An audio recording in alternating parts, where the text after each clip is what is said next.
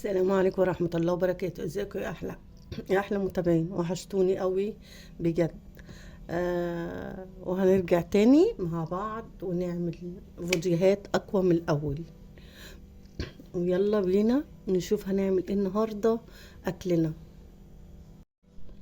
تعالوا نشوف هنعمل ايه مع بعض النهاردة.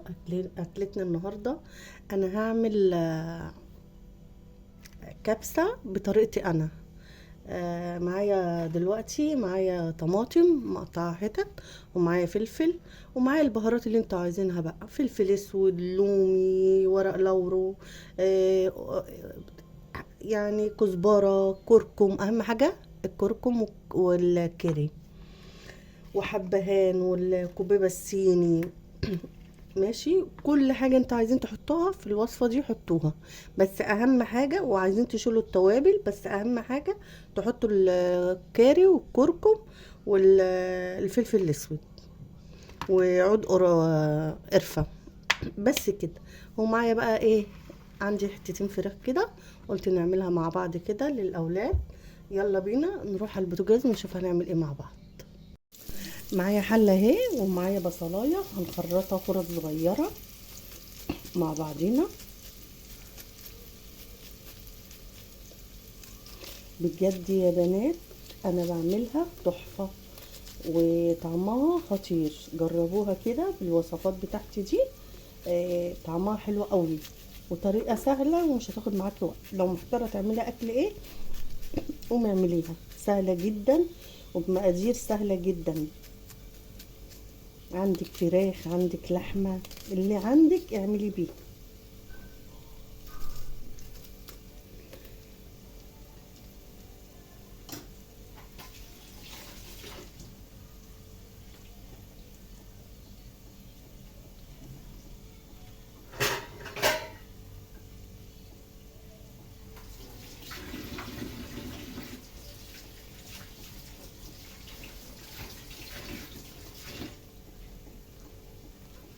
معلش اتأخرت عليكم. معايا البصلية اهي هنشوحها مع بعض لحد ما تاخد لون. انا عايزاها تاخد لون معايا. بصوا يا بنات، ادي البصله احمرت معايا اهي. انا بعملها بالطريقه دي حلوه قوي، وفي طريقه تانية ربنا يسهلها بعملها لكم بيها، بس دي طريقه سهله جدا. بصوا ادي البصلايه احمرت اهي، وهنزل بالفراخ. انا حطيت فلفل اسود على البصل، بس هو اللي جت في التصوير.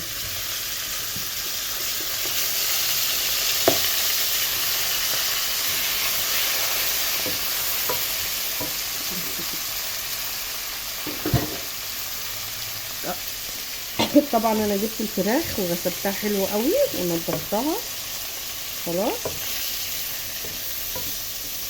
وعملت لها ميه نقع بالخل خل، لا، ليمون وشويه سكر وطماطمايه وشويه ملح. الطريقه دي جميله جدا. بصوا يا بنات، هنسيب الفراخ لحد ما تتحمر.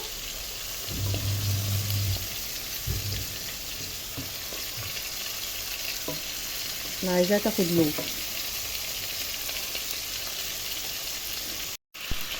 اهي يا بنات، خدت لون اهي. وهعمل ايه، هنزل بالتوابل.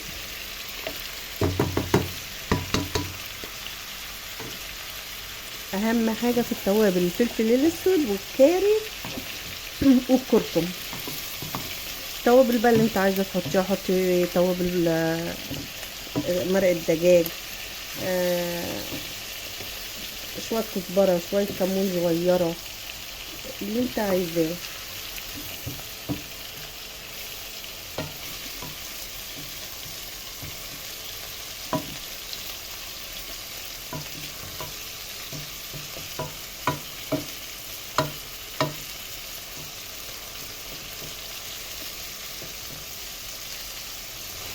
هنزل بقى كده التوابل دي تتحمص كده وتطلع لنا ريحه بقى، ريحه التوابل جميله.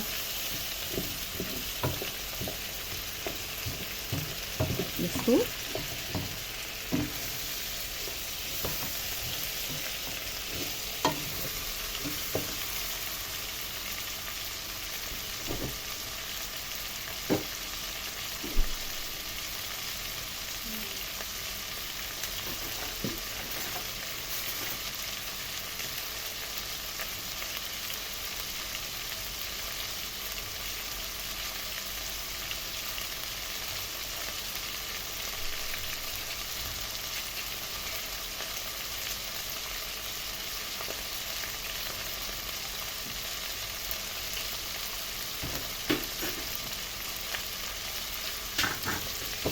اهو. اعمل ايه تاني؟ الله الله على ريحة التوابل، بجد ريحتها جميلة جدا. انا عايزاكم تجربوها بالطريقة دي، هتاكلوا كبسة بقى تحفة. ومعايا معلقة صلصة هنزل بيها.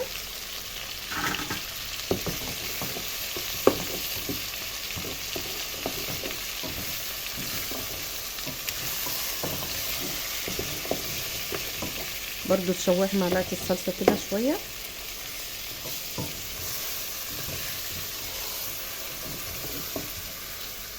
والله والله يا بنات على الريحة خطيرة، بجد ريحة خطيرة.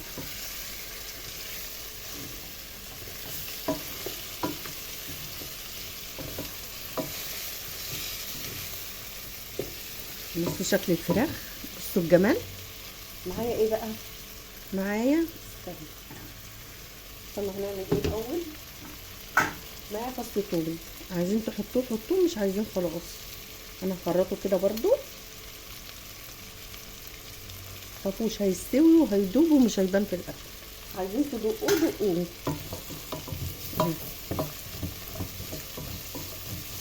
بيدي ريحه ونكهه كده جميله قوي.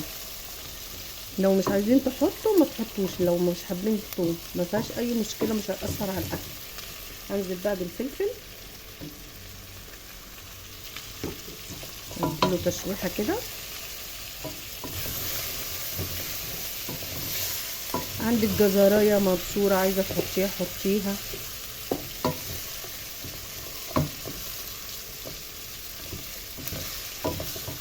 انزل بقى بالطماطم. لو اقول لكم يا بنات على الريحه،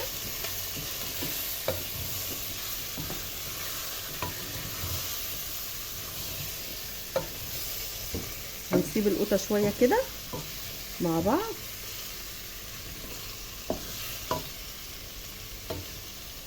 تدبل بس.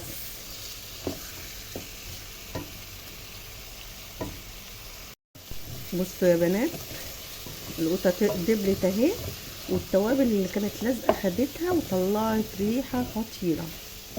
بصوا شكل الفراخ خطيره، وطريقه سهله خالص وما خدتش مننا وقت. اهي يا بنات شايفين الفراخ، وادي الطماطم دبلت اهي. وهنعمل ايه؟ هننزل بقى بالرز، كميه الرز اللي انت عايزاه.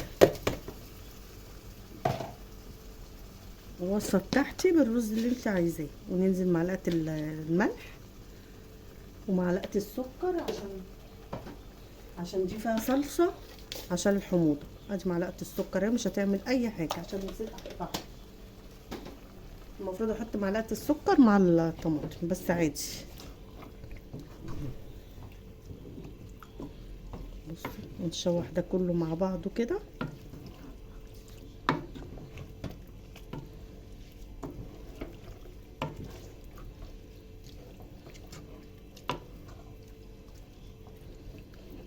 حاجه روعه وسهله جدا.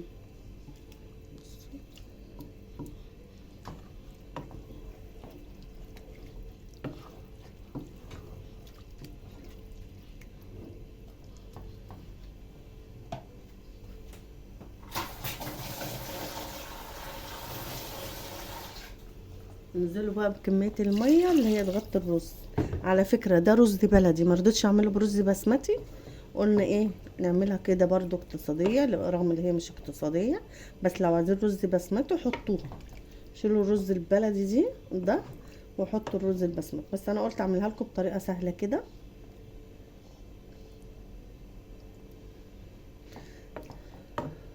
بدل ما الرز غالي البسمتي ده ب50 و60 وفيه ب80، لا احنا نعملها برز مصري كده،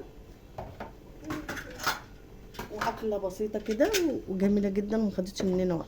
هغطي عليها اول ما الرز يتشرب، وبعد كده هوطي عليه. ادي الرز ده اهو اتشرب اهو، هنوطي عليه بقى.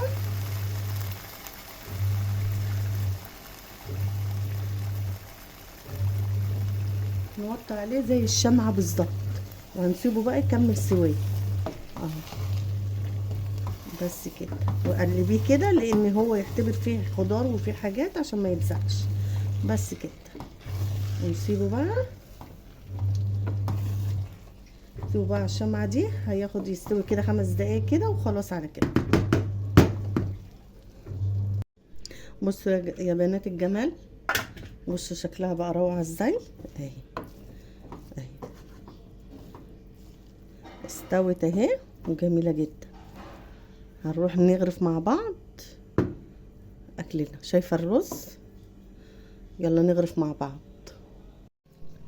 ادي الاكل بتاعنا خلص اهو. وايه رايكم في الكبسه؟ تحفه تحفه تحفه وطعمها خطير. بصوا الجمال وبصوا الشكل. بصوا، جربوها بالطريقه دي بجد هتعجبكم قوي قوي قوي قوي. وسهله وما خدتش معانا وقت خالص. لو محتاره هتعملي اكل ايه، قومي اعملي الوجبه دي. وجربوها بطريقتي حلوه قوي. يا رب الفيديو بتاعي يكون عجبكم كده وكنت بسيط قوي. واللي اول مره يخش قناتي يعمل لي لايكات ويعمل لي اشتراك عشان يجيله كل جديد من مطبخ مرمى. واقول لكم ايه، في رعايه الله يا احلى متابعين في الدنيا. تصبحوا على خير. لايك.